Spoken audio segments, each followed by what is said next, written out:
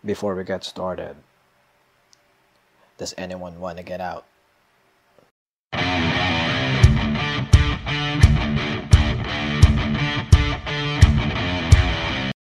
Yo, mga Japorms, it's your boy, Jerome Porma, at welcome back ulit sa aking Collectibles channel. Sa episode natin ngayon, unboxing and review video muna tayo ng isang highly anticipated figure from Mafex, which si Captain America sa Part 2 solo movie niya ng MCU. Info lang, si Captain America pagdating sa Marvel o at least Avengers, siya talaga yung pinaka-paborito ko eh. Favorite superhero of all, Spider-Man, kaya mas marami tayong Spider-Man figures. Pero pagdating sa kahit comics or lalo na kasi mas hindi naman ako fan ng comics maliban na ginawa ni Marvel Studios yung cinematic universe nila, mas naging paborito ko talagang character para sa Avengers na si Captain America. So, isa ako sa mga nag-anticipate para sa figure na to or kahit sa yung mga susunod pang Captain Americas na lalo na live action or kahit pa yung comics na padating kay Mafex na officially up na for pre-order. So, yun. Then para sa inyo mga Japorms na nakasubaybay for the last 1, 2, 3 videos na nabanggit ko na gumagawa ko or in progress really nung top 2023 figures. Naghihintay pa rin ako ng Moon Knight, talaga na amazing Yamaguchi, so wala pa ako, hindi ko pa siya malabas. But nagtatanong na ako kung parang anong nangyari, bakit wala pa nga dumadating sa mga resellers or retailers dito sa Pinas. So medyo hintay lang, kaya ayun, nauna pa rin talaga itong video na to ng pagka-release ng isang naka-pre-order and yun, anticipated figure ko talaga, which alam niyo naman yun nga, mga premium figures yung mga in-order ko. So, ayun, wag na natin patagalin. Simulan ko na yung pag-unbox, yung tradition ko na naka third person mag-unbox na ako.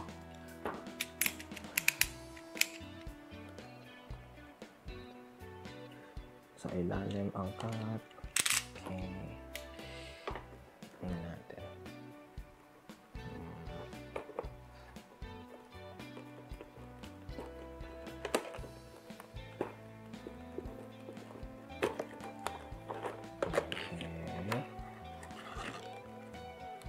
Hindi na tatanggal. Nakadikit pa. Medyo nakadikit yun. May nakadikit na tape. Hindi ko na talaga matanggal yun. Yung sa authenticator, nakadikit pa sa kaya medyo nabablock niya. Tatanggalin natin yung pagkadikit natin. Yan. Kopya. Okay, so yan yung tsura niya. Hindi na ayun yung sasabi ko, yung hollow na siya, kumbaga walang extra karton para dito sa box. So wala na siya agad noon after ng shell tsaka yung authenticator. So dito na lang muna natin, tabi natin. Hindi siya makita masyado. Unbox natin dito. Okay, so naka-tape. Ito yung medyo sad-sad kanina sa karton, nakadikit yung sa stand. Okay, tapos bale gawin ko pala pag yung gantong view din, tanggalin ko at least yung figure. Okay, tapos para gusto ko nga makita yung sarili ko din, chine-check or para ngayon nakalimutan ko gawin sa nakaraan kay Spider-Man or ata na tanggalin sa agad eh. So hindi ko na na-videohan yung feels ko ng pagka-check ng figure. Okay, get natin. Ito na lang muna. Kita naman. Oh. Okay. Hindi naman siya masyado parang talaga rin yung feels niya. Mala endgame. Yung endgame cap. Okay.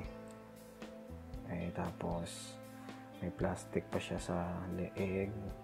Sa leeg lang. Anti paint rub. Okay. Sige. May tape pa dito hindi sa likod na. Okay. Tutok na natin ng malapitan yung pero check na rin natin agad na yan. Mas solid na siya. Mga nakaraang Captain America kasi parang mahina yung joint or talagang mawabol yung sa may upper torso. Pero yan, nakikita nyo. Okay naman dyan. Parang sa optimum. Sige, tutok na tayo sa box pati yung clamshell. Okay, for box design, ayan, ganyan siya, no? Sa harap, ganito, parang pinaka-highlight natin na Avengers yung sign na niya kasi parang wala naman yung logo na ginawa para kay Captain America. And then, siguro, tapos yung taas, ayan, pakita na natin na Infinity Saga. Yung style dyan. Tapos, pag nakita nyo pa, parang baga space siya na may, ano to, stars. Sa tingin ko, space naman yung dating. Baba na lang, may authenticator dito, the usual Mafex na bottom. Sa kanan, ayan, yung pinaka-art niya ng, ano, okay. Tapos, pagkaliwa, yung kanina pala, vertical, ganito yung art naman niya, yung sa horizontal. It's very good. Another yung hologram authenticator. And then, likod na lang, mabilisan. Natin, each yung from promo pics pa yung dati yung kompleto ng ganyan design niya. Ginagawa naman nila sa back ng box. Then, ayan, ito na yung pinaka-shell. Walang parang sub-shell sa likod.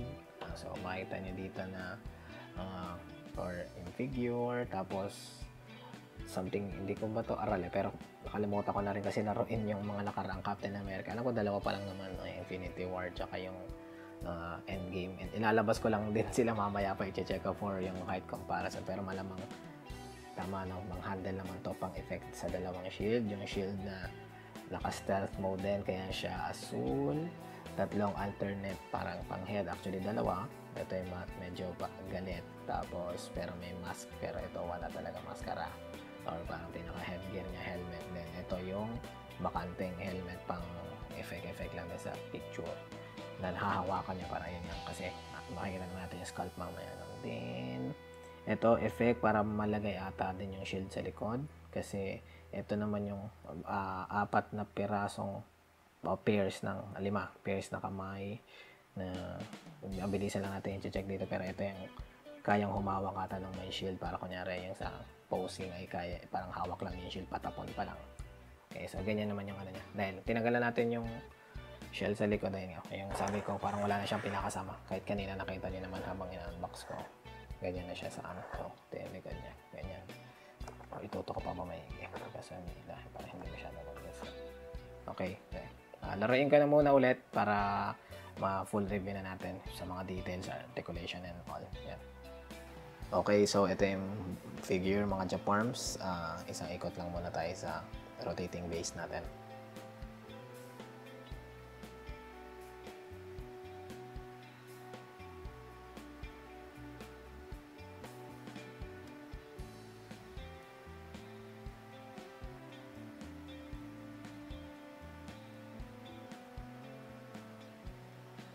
Okay, unahin natin yung details and parang highlights, yung mga magagandang itsura na ito or features na ito. No? Siguro gawin ko kahit 3 or kasi may mapupuna tayo na isang QC issue by yung sa pagkakalagay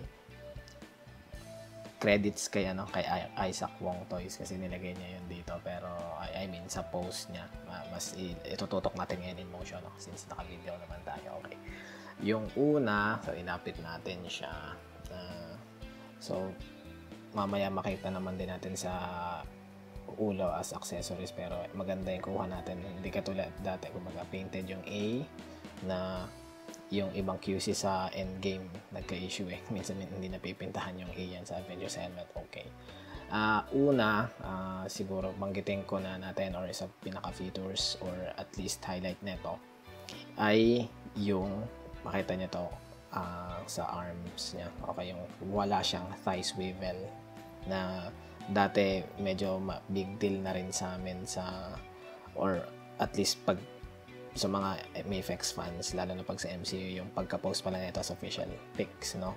Na parang noticeable talaga na wala siyang thigh swivel. Okay, which, ayan, confirming wala nga. Okay, so isang diretsong piece siya.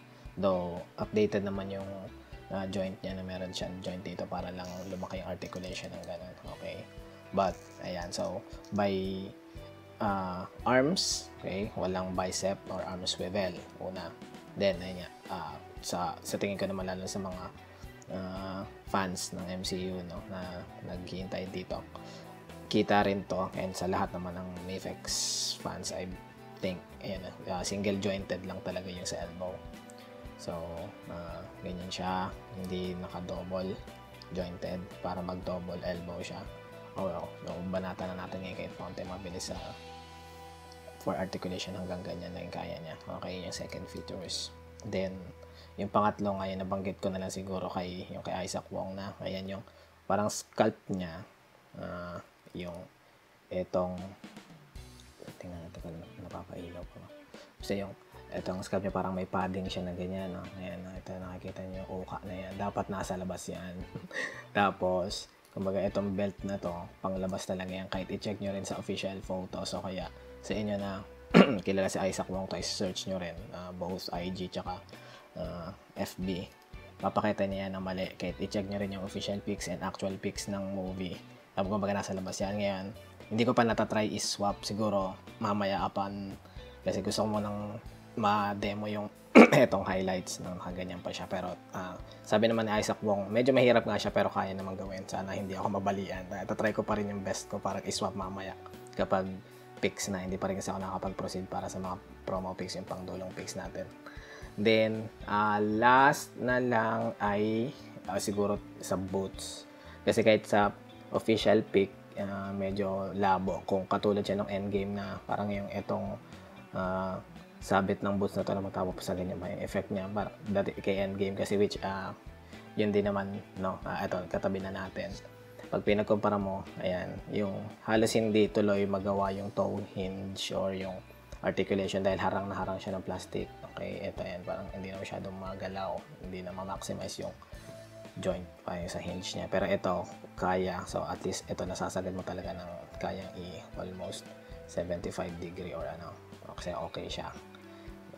Yan. Isa pala. Yung, at least yung, kasi ako medyo OC din ako, yung parang hindi na siya, like kaya minomod ng iba yung Endgame, di ba? Itong Endgame kasi, ayan, pag napansin nyo, dito pa rin kasi another piece yung strap niya dito.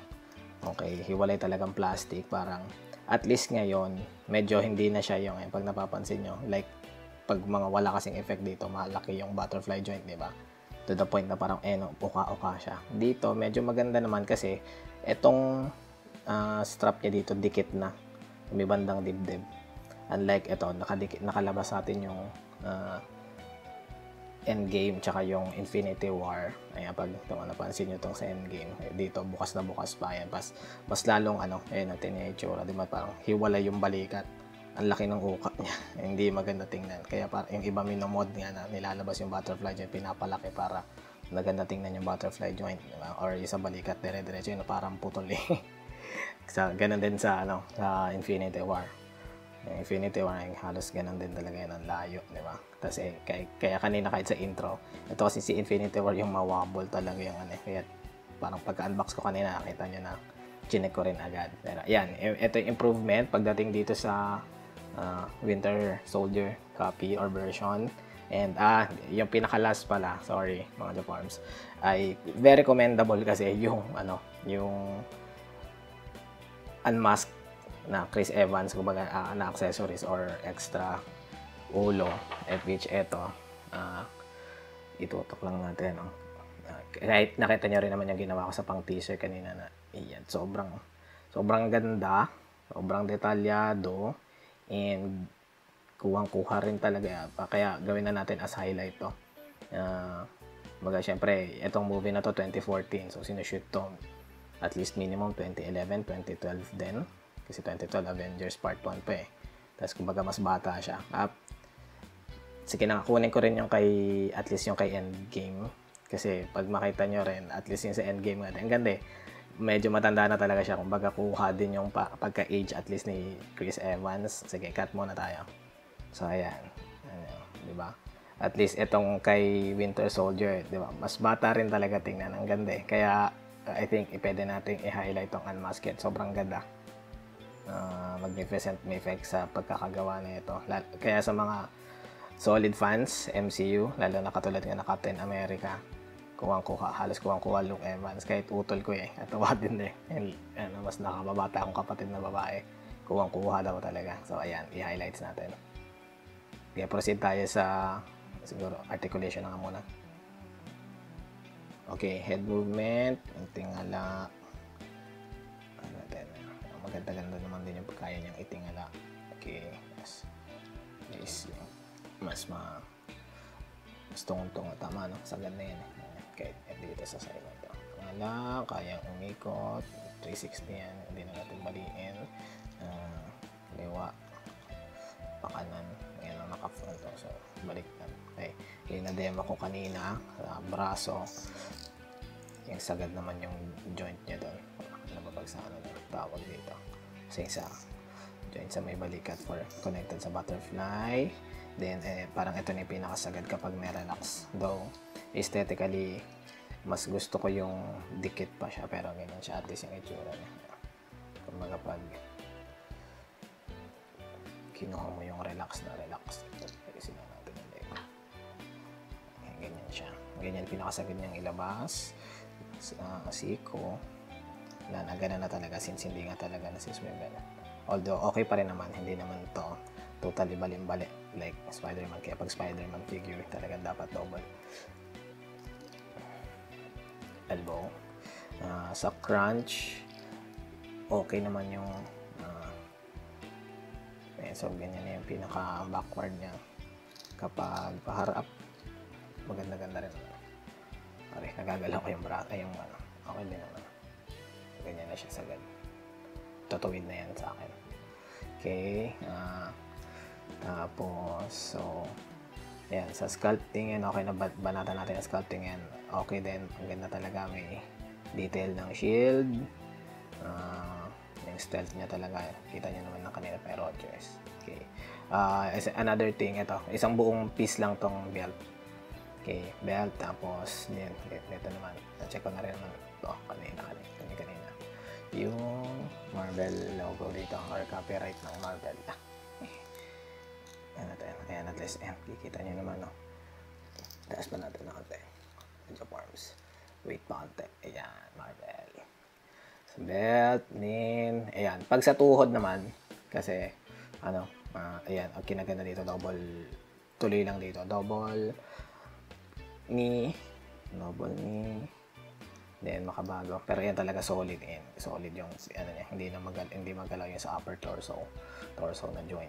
Then ayan, usual naman pero ibig sabihin okay. Tapos same as Endgame, kung sa mga hindi nakakaalam, pares na kay Endgame yan, ito ang nasiswivel simula sa boots, kasi parang dito mo na lang siya magagalaw. Okay, nasiswivel 360 degree, same, para lang mapwesto mo yung paa, kasi nga ito nakadikit na yan mga Japons dito, hindi mo to magalaw baliban yung hanggang sa hinge. So dito lang kung may hinge siya, ito na yung pinaka toe niya or yung mga daliri na parang paya, kaya talagang itirik ng pa letter L, halos ma letter L mo siya. Yeah. Same naman din sa kaliwa, tingnan natin, hindi naman masyadong matigas yung nakuha kong copy. Okay, yun is articulation. Tayo, accessories. Yung unmasked head, mabilisan lang ulit. Review ko ng unmasked. Okay, yung Chris Evans na accessories, head, scalp na walang helmet, mabilisan lang ulit. Oops, medyo kinig na tayo. Unahin na natin to. Okay. Yung isang ulo na medyo galit or nakalabas yung ipin na greening pag English. Green. Okay, ayan. Maganda nga yung kopya natin. May kulay din yung A. May pinta ng silver. Unlike sa yung QC issue dati ng mga, ayun, nasa Endgame may mga nakakuha ang ganun. Ito siya tutukan. Medyo malaki-laki na ito. Malinaw naman ito. Hindi naman natin mali yung focus ko. Okay, last yung helmet. Baga, hindi nakasuot, pero yung strap niya parang buo pa rin. Ganyan siya. Para dun sa effect na pwede siyang nakatanggal, tapos pwedeng ilusot yung kamay dyan, hawak niya. Makikita niya rin naman sa mga promo pics. Ayan. May kulay din yung natin. Yung A. Okay. And next, yung stealth shield. medyo ng iliwanag kasi metallic din yung ano eh. Okay, ganda. Yung likod niyan, ito nakadikit na yung para sa isang strap kasi kumbaga ito na lang yung makostumo yung nasa baba na ito. Okay, either yung mamaya makita natin yung ganito lang din para pwedeng i-effect yung nakakabit sa likod or yung nalulusutan ng braso pag pwede ng hawak. Okay, bali same na lang yun doon mamaya sa mismong red and blue. So, yan yung red and blue. Ayan, shield. Hindi ko na lang ma-check ngayon pero halos same ng quality naman niya yung from Infinity War, lalong-lalo na sa Endgame. Tapos ganyan din. So, dito na lang siya nakakabit. Ito yung dalawang strap. So, ito yung maikli nga para lang ma-connect mo dun sa, ewan ko na lang kung para saan pa yung pinaka-effect na ito para maikli lang. Pero, yung sure ko, which is yung nakita nyo na kanina, yung kasama yung accessories para maikabit siya sa likod. Yung naisasabit yung shield. Kasi ito yung pang-lock. Kasunod natin yung pang-lock. Pero ito, para ilusot yung braso pag dinikit mo na doon siya sa shield. Hindi ko na i-demo yung mga Japarms kung paano ginagawa. Pero at least ito, by accessories, makita niyo yung dalawang extra na to. Palino naman ba? Yan. Okay. Last, sa accessory na hindi kamay and hindi na rin headpiece. Ito na yung, katulad naman din to sa Endgame. Parang kumbaga, ito yung sinasabi ko na dito, parang ito yung hinge din kasi ako kumbaga natatanggal din tapos magagalaw. Okay. Itong part na to yung parang pang-lock mo dun sa dalawang maikli, yung naka-default kanina sa shield tapos yung mas maiksi niya para malak mo siya dito tapos ito yung sasabit mo. Diba? Ano tayo, parang M yan. Masasabit mo yan dun sa dalawang, kahit siguro i-demo natin ng, or kahit mapakita natin dito, ilulusot mo siya dito. Kailangan ko i-check sa mata. Ganyan. Whoop. Tapos, ayan. Dapat kasi tatanggalin na yung strap ng onte eh. Tapos, ilusot mo rin dito. Ayan. Ngayon, pag nalusot mo siyang ganyan, sorry mga Japanese last yan. Lusot mo, tapos dito may effect. Hindi ko na lang i-demo yung para sa mismong shield. Lalo na sa mga meron naman ng Endgame, alam niyo na yan. Ganyan siya. Okay? Okay, meron tayo, sa nakita natin kanina sa shell, meron tayong 5 pairs ng kamay. Unahin na natin ito. Ito na yung kamay na medyo parang pinakasaran, hindi, yung pinakasara syempre yung default. Tapos extra to. Ito yung dito mo ilulusot yung sa kamay na to, I think. Kasi butas naman yan eh. Ayun, pag nakita niya, butas naman yan.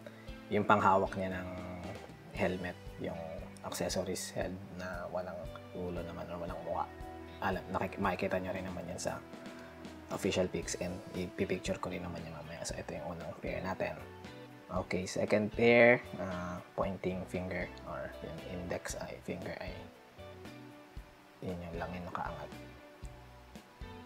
So, okay naman din natin, pinta natin. So, wala tayong QC dito. Okay, pangatlo sa 5, ito nata yung at least pinaka-perfect na relaxed hand. Kasi i-check ko yung sumunod ng dalawa kanina bukas na talaga or yung isa na bukas maliban dun sa isang kamay na ang pinaka-function kasi niya idikit yung shield doon. Parang hawak pa niya yung shield pero itatapo na. So pangatlo, relaxed. Okay, second to the last, pang-apat, ayan, mga Japarms yung mas bukas or pinaka-bukas na talaga. Actually, ito pala ata ngayong relax. Tama ba? Ito yung pinaka-relax. Sorry. So, ganyan siya. Tapos, pag nakita nyo, ganito din siya sa shell. Hindi siya nakalapat eh. Kumbaga, nakaganyan talaga siya. Hindi nakalapat na gano'n. Sorry. Ganyan siya nilalagay kapag kasama yung hand peg lalo. Okay. Okay din yung pinta ng kopya natin. Very good. Okay, panglima, yung last na extra hand accessory na yung kamay na may effect din dito sa shield para tumagos dun sa dalawang hand din. Dahil yun yung effect niya, parang patapon pa lang so medyo hawak pa niya or at least parang pinapapalo din niya. Itong plastic na to, yung parang pangtuhog na peg din ay kadikit yan sa kamay mga Japon. So nakadikit yan, hindi natin yung matatanggal. So talagang ganyan lang yung function niya dahil naman din meron naman dalawang klaseng relax na kamay. So, talagang ganito na siya. Huwag niyong tatanggalin to sa mga hindi nakakaalam or first time lang magkaroon na ito. Masayang yung dikit, masisira niya. Okay, okay. Yan lang sa mga accessories. High check tayo. Okay, high check. Napakaganda. Lampa 6 inch. Although, ewan ko lang pero pag dito sa matatama naman, palo din talaga ng 6.5. So, yan siya. Basta kulang-kulang 6.5 inch ng ating Captain America Winter Soldier. Okay, height comparisons dun sa dalawang naunang MCU versions nito ni Mafex. Ang kita talaga agad, mas matangkad talaga itong Winter Soldier, which napakaganda. Kaya mas kumbaga excited din ako dun, lalo na sa yung susunod na version, yung first Avenger, yung part 1 na naka-old pa siya. Pero ayan, compare pa tayo sa iba. Last, pagkumparahan natin mga other MCU versions ni Mafex. Meron na itong Spidey natin yung pinaka-latest na. Basta yung 190 na Spidey na to. Ito na yung pinaka-dilat na sculpt niyan. So, maliit pa rin talaga. And Loki, then Black Panther, kitang-kita talaga ang tangkad na itong Winter Soldier, mga Japarms. Kung medyo hindi na ata okay kasi pagdating, lalo na sa totoo, dahil dapat at least pantay yun to mas matangkat pa nga ata si Chadwick Boseman kaya pati lalo na din si Loki Tom Hiddleston, ang liit, pero at least kung solo, kaya pala parang ang solid talaga nito. Ngayon ko lang ito napagtanto, ang tangkad talaga niya, kaya paghawak niya yan ang solid pero ayan siya. Okay mga Japarms, update lang pala, i-edit ko, isingit ko bago yung sa dulo, kaya tas iba rin yung quality ng boses dito kasi wala na yung mic ko sa dulo ko na to na-realize. So, yung pagsaswap, okay, gawin ko muna, pakita ko muna itong pick kung paano tatanggalin, or para sa akin, ganito siya, nag-work ng maganda. So, nakakabit pa yung joint sa mismong, sa may bandang kamay, okay, yung pero nakatanggal sa braso. Kasi medyo mahirap yung sa, kanan kaliwa ko. Then, dito sa part na to, makikita nyo rin dyan kung pag na-try nyo na may nakalagay talagang left para sa joint, pati dito sa kamay. Kumbaga sa akin, yung left joint, pati yung left hand ay kinabit ko na talaga sa right na mismong braso. So, same naman, vice versa, yung right na joint and right na kamay ay nasa left. So, tanggalin ko na. Ganito kakalabasan niya. Pag nakita nyo, diba, nasa labas na siya. Yung parang, at least may parang padding pa to, or style na leather na embossed pa or dagdag. Ganyan na siya sa kanang kaliwa. Tsaka makita nyo nga rin talaga sa promo pic or official pics and sa live action na dapat nasa labas talaga itong may yung pinaka pang strap niya or pang lock no, another leather din ba yan. So, ganyan siya. Success naman. Okay. So, medyo mahirap lang, matigas pag tinanggal ito kasi yun nga, yung akin kanina. Itong right, yung left, no, naiiwan, ang natatanggal ko lang itong mismong kamay, naiiwan siya. So, pinwersa ko siya tanggalin. Maliban dito, pagkatanggal ko, tanggal na siya hanggang dun saan. Kaya parang ang nangyari, medyo nagparang loose itong pag-swap ko, kumaga ito. Pero kaya pa rin naman diinan. So, niya lang. Pagka binalik nyo na kung ano man yung matanggalan sa inyo. Okay, pero yan. Attainable yung swap kung sanay kayo mod na or magtanggal-tanggal ng mga joints, lalo na pag dito kay Mafex, medyo madalian na kayo. Pero sa mga hindi, kung ipupursige nyo mag-swap, kumbaga gaanan nyo lang yung kamay hanggat maaari, wag puwersa, baka may lalo na tong joint. Although hindi siya nagbe-break kasi pag may experience din kayo sa mga joints, lalo yung mga single joints like sa Revoltech, medyo humihiwalay dito, maganda talaga dikit na dikit. So, medyo naging kumpiyansa din ako. Kung hilahin nyo lang talaga ng maganda, ng kahit malakas-lakas talaga, hindi yan maghiwalay. Makikita nyo rin na hindi humihiwalay. So, yun yung payo doon. Okay, so, once again, Captain America na stealth suit, yung sa mismong movie actual title ay yung Captain America Winter Soldier, Mafex number 202. Ito siya. Favorite ko talaga na naka Chris Evans, or isa na to sa mga paborito, kaya ilabas natin. Tapos yan, ito yung balik natin na nakalagay yung shield siya. So, ayun lang isang medyo, nakita nyo mga Japanese, parang medyo siya nagumagat, ano man tawag sa ganyan, baliktad yung pagka recline niya, kaya para at least by picture perfect, medyo i-didikit nyo siya ng ganyan, parang ganyan lang siya ipopormahan niya. Pero yan, isa sa medyo disadvantage, pero swabe naman pang picture.